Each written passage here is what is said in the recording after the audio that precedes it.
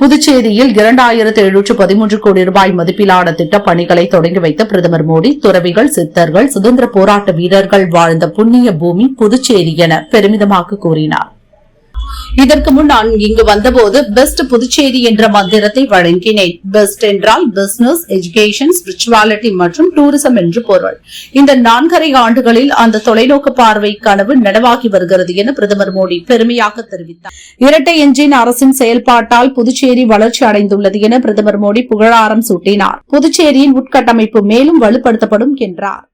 புதுச்சேரியை திமுக காங்கிரஸ் கூட்டணி நாசப்படுத்தியது. டெல்லியில் உள்ள ஒரு குடும்பத்தின் ஏடிஎம்மாக புதுச்சேரியை காங்கிரஸ் மாற்றியது என பிரதமர் மோடி சொன்னார். மதுரை திருப்பரங்குன்றம் சுப்பிரமணிய சுவாமி கோவிலில் பிரதமர் மோடி சுவாமி தரிசனம் செய்தார். கோவில் நிர்வாகம் சார்பில் மரியாதை அளித்து வரவேற்பு அளித்தனர். 1000க்கும் மேற்பட்ட போலீசார் பாதுகாப்பு பணியில் ஈடுபட்டனர். மதுரையில் ரூபாய் 4400 கோடி மதிப்பிலான திட்டங்களை பிரதமர் மோடி தொடங்கி வைத்தும் புதிய பணிகளுக்கு அடிக்கல் நாட்டியும் வைத்தார்.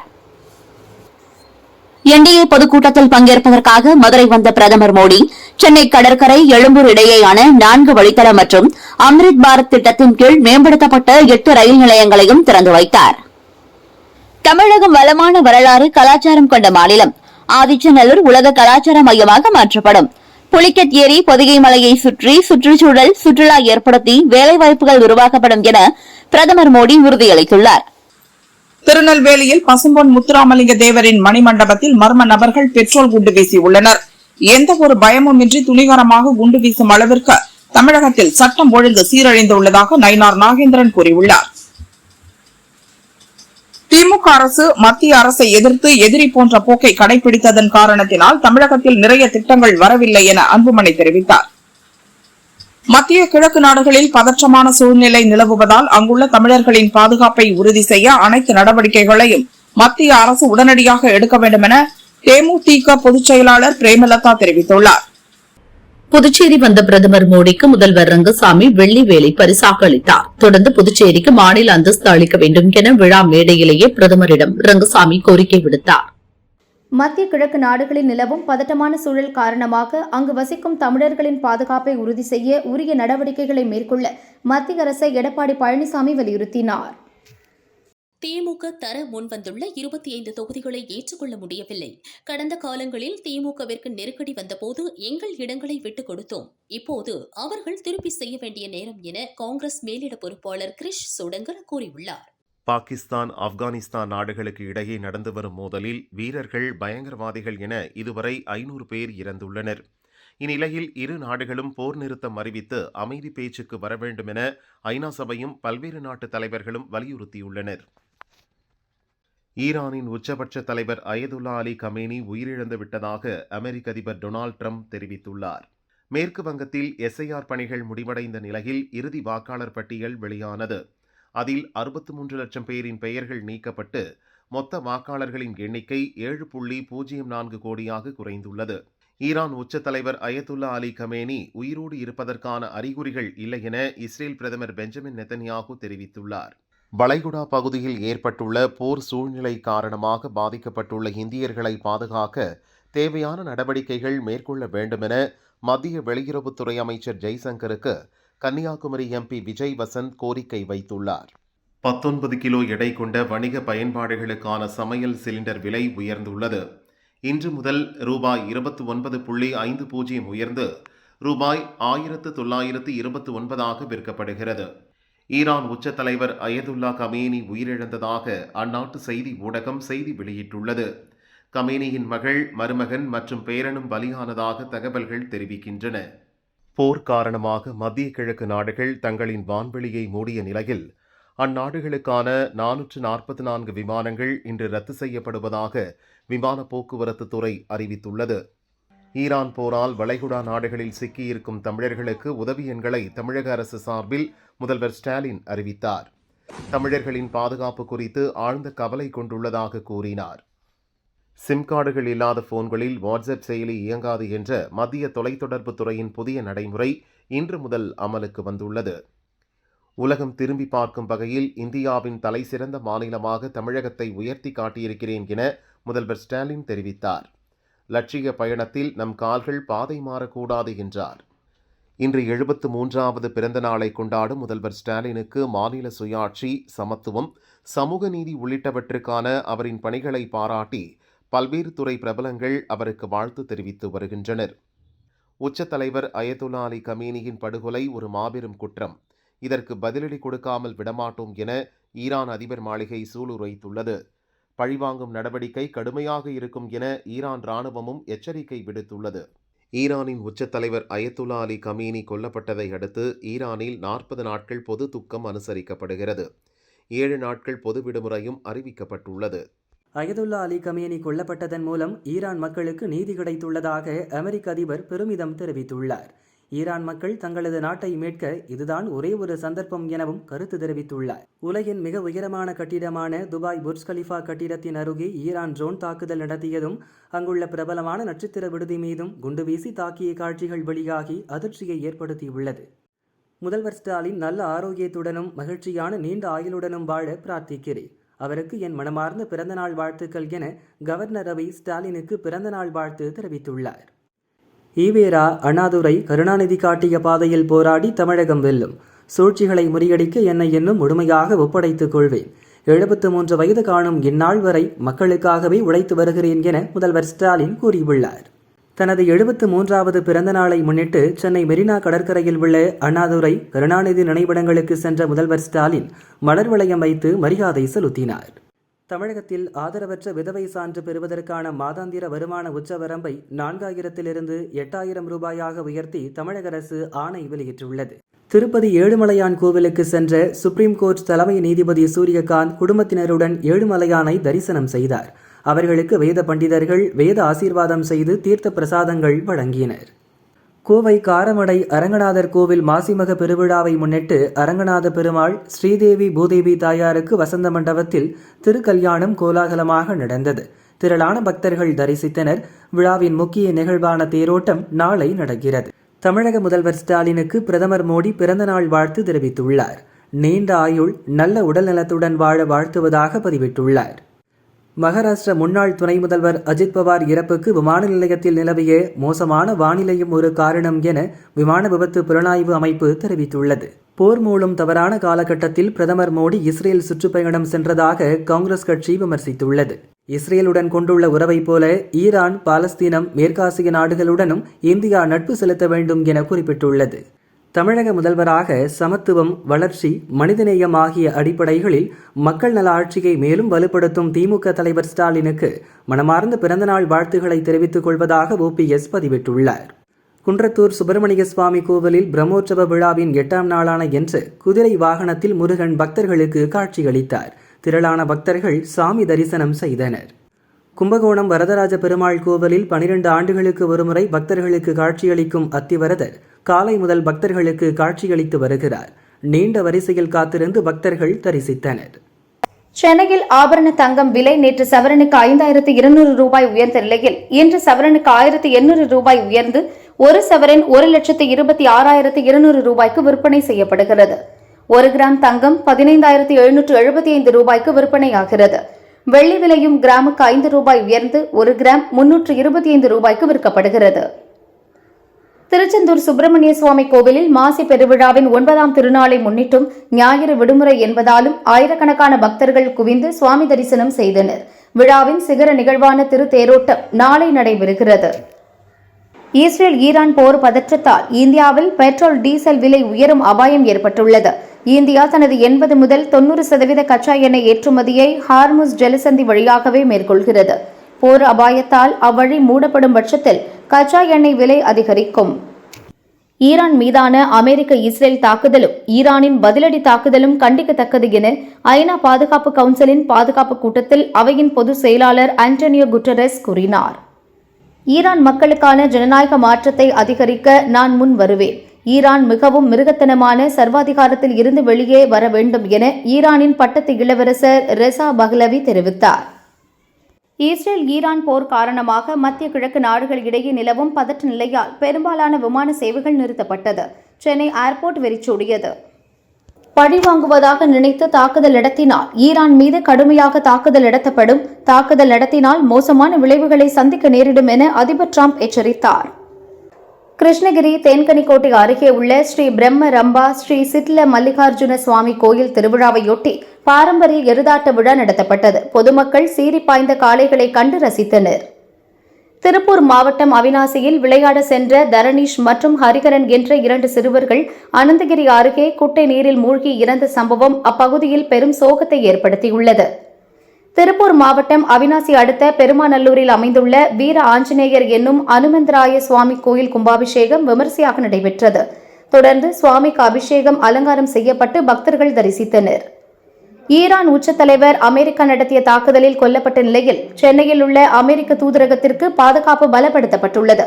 3 உதவி ஆணையர்கள் மேற்பார்வையில் சுமார் 200 போலீசார் பாதுகாப்பு பணியில் ஈடுபட்டுள்ளனர். ஈரான் உச்ச தலைவர் கமேனி அமெரிக்காவின் தாக்குதலில் கொல்லப்பட்ட நிலையில் பஹ்ரைன், கத்தார், ஐக்கிய அரபு அமீரகம் ஆகிய நாடுகளை ஈரான் தொடர்ந்து தாக்கி வருகிறது.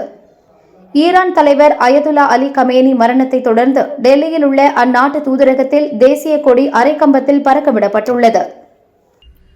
மகாராஷ்டிரா மாநிலம் நாக்பூரில் வெடிபொருள் தயாரிப்பு தொழிற்சாலையில் உள்ள டெட்டனேட்டர் பேக்கிங் யூனிட்டில் ஏற்பட்ட வெடிவிபத்தில் சிக்கி 15 தொழிலாளர்கள் பலியாகினர். காயமடைந்தவர்கள் ஹாஸ்பிட்டலில் அட்மிட் செய்யப்பட்டுள்ளனர். விசாரணை நடக்கிறது.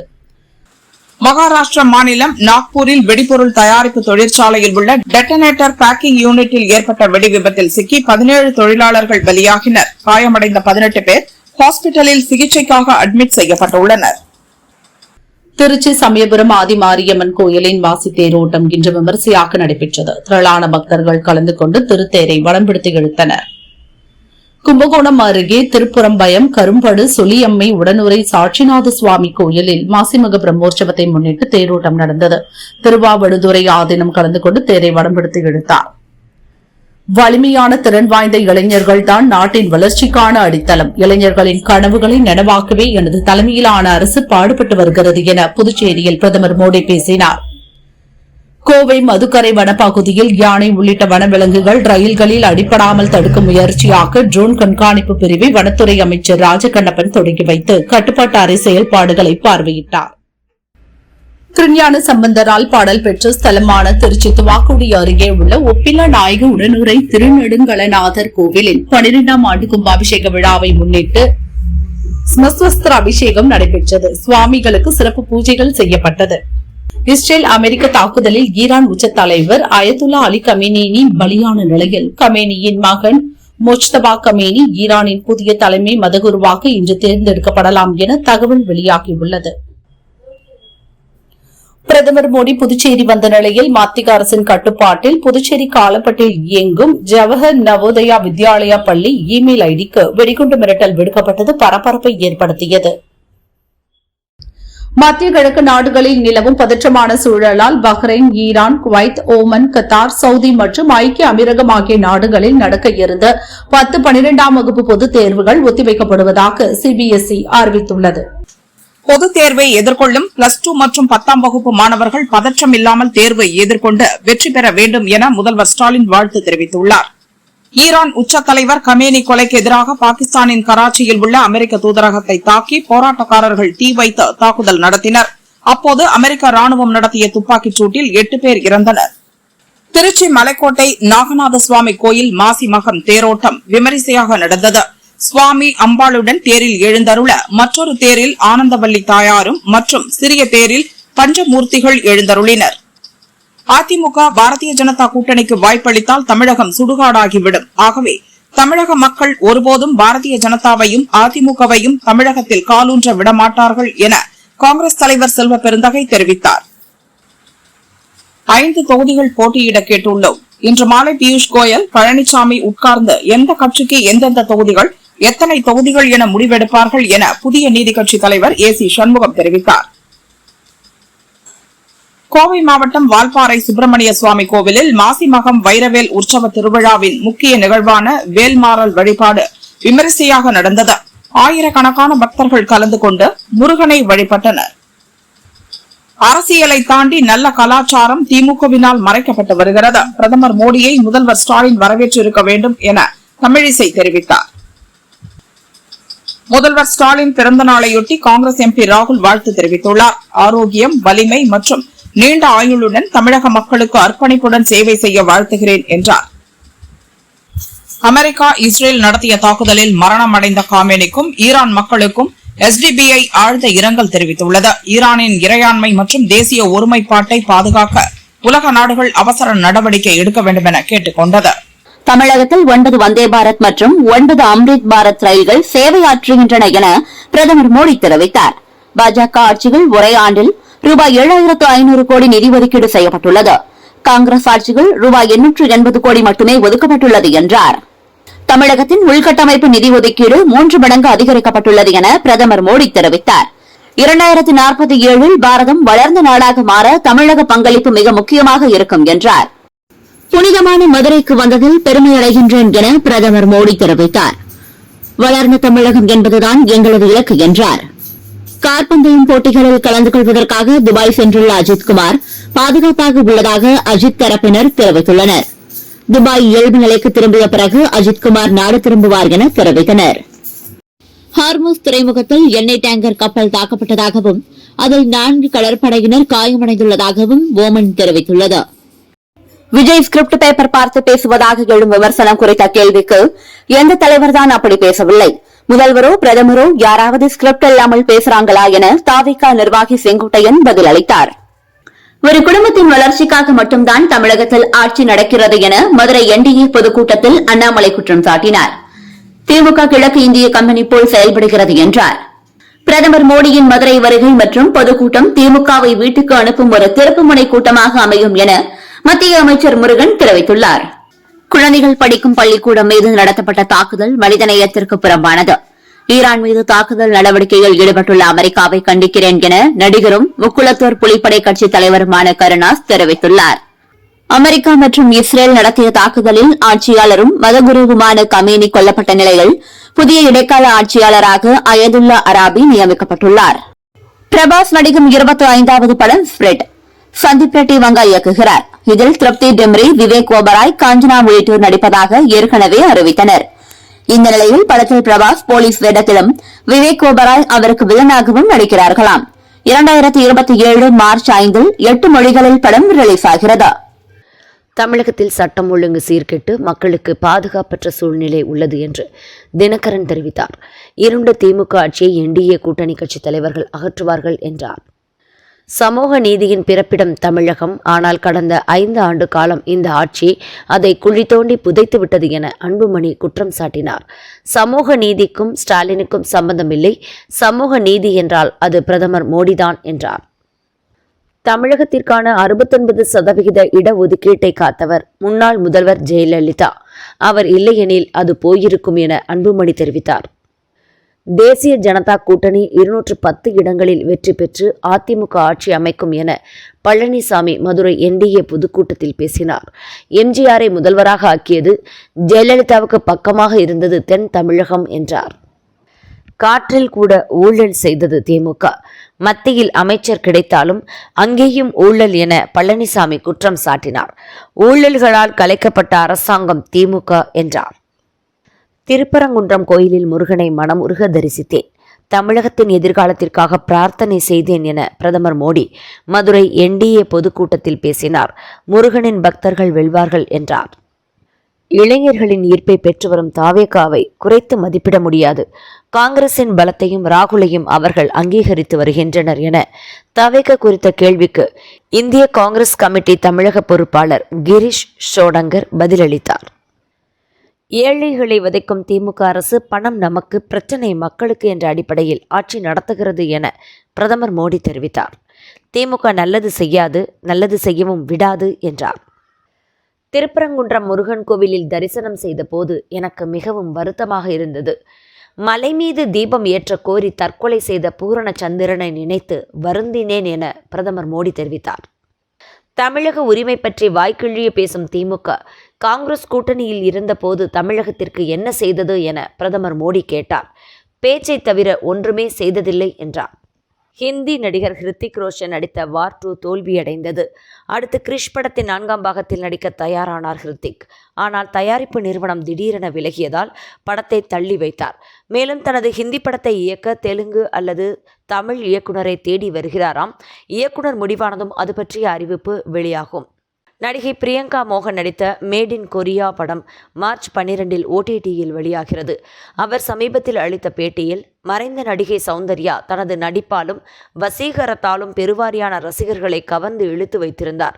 அவரது பயோபிக்கில் நடிப்பதற்கு ஆர்வமாக இருக்கிறேன் என்றார்.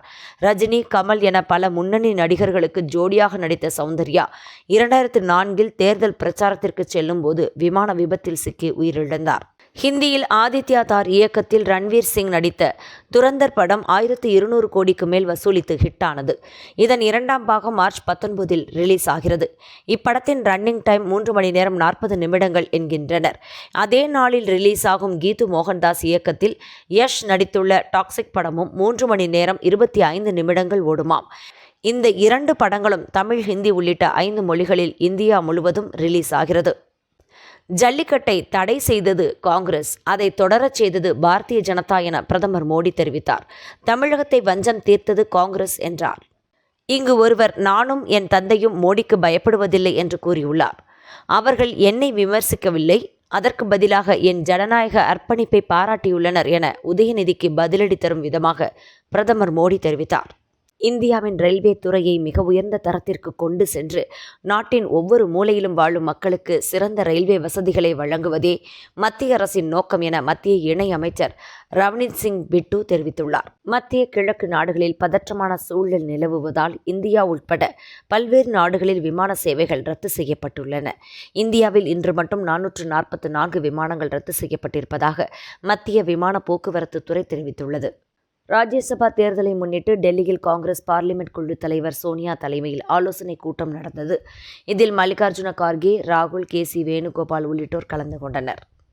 இறையாண்மை மிக்க தலைவர் ஒருவர் வெளிப்படையாக கொல்லப்பட்டிருப்பதும் அதன் மூலம் ஆட்சி மாற்றத்தை தூண்டுதலும் ஏற்றுக்கொள்ள முடியாது என சீன வெளியுறவு அமைச்சர் வாங் யி கண்டனம் தெரிவித்துள்ளார்.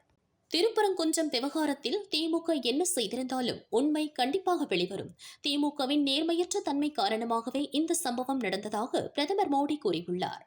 விஜய்க்கு 15% வாக்குகள் உள்ளது, அது வெற்றி வாய்ப்பிற்கு வழிவகுக்குமா என பொறுத்திருந்துதான் பார்க்க வேண்டும் என துரை வைகோ தெரிவித்தார்.